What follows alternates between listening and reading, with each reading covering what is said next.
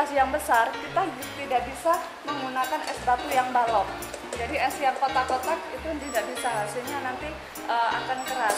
Makanya kita pakai yang es batu es cube, biasanya pakainya es batu es cube ya. Kita masukkan, ini kapasitas 5 kilo.